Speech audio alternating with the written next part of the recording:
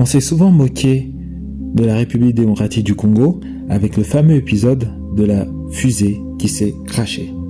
Mais personne ne parle de la réussite de la République démocratique du Congo concernant le nucléaire.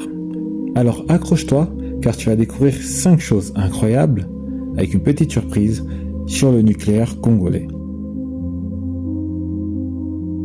Le centre nucléaire de Kinshasa est devenu le centre nucléaire régional d'études nucléaires de Kinshasa, le CRAN-K. Véritable centre de recherche régional et non pas national, soutenu par l'Organisation de l'Unité africaine. En fait, à l'époque, ce centre partageait ses installations et ses expertises avec plein d'autres pays africains. L'inauguration en 1972 du réacteur Triga Mark II, parce qu'il y a eu le Triga 1, fit du Zaïre le premier pays africain disposant du réacteur nucléaire de recherche le plus puissant en mode pulsé. J'ai bien dit, le plus puissant en mode pulsé, pendant plus d'une dizaine d'années. Mais c'est quoi le mode pulsé ? Pour faire simple, il faut comprendre que pour atteindre une énorme puissance, un réacteur prend quelques temps. Mais, s'il est en mode pulsé, les réacteurs zaïrois atteignent leur pleine puissance pendant quelques secondes et très rapidement. Mais vous devez vous demander à quoi cela sert ? Eh bien, à réaliser des expériences uniques et d'atteindre une puissance de pointe inégalée en Afrique.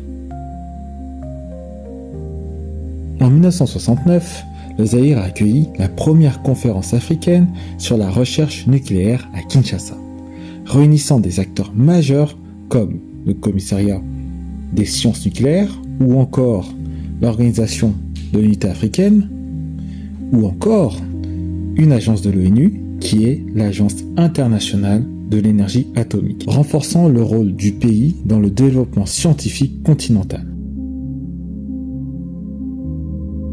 Les laboratoires et les réacteurs du centre nucléaire ont permis la production de radioisotopes, utilisés dans des applications médicales, notamment la radiothérapie, mais aussi dans l'agriculture, en contribuant au progrès social et sanitaire, non pas seulement du pays, mais de toute la région.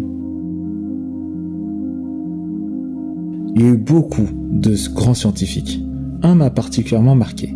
C'est le professeur Malou Wakalenga Félix, qui fut l'une des plus grandes figures scientifiques de la République démocratique du Congo. Il était spécialiste reconnu dans les sciences nucléaires.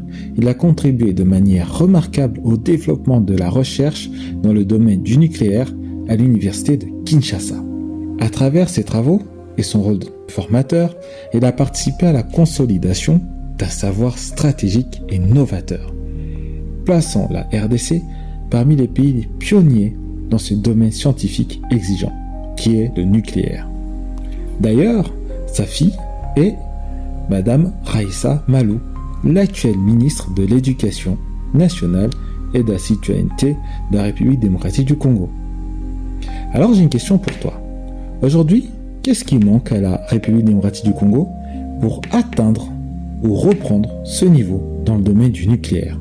Partage ton avis en commentaire, je serai vraiment heureux de pouvoir le lire et de débattre avec toi.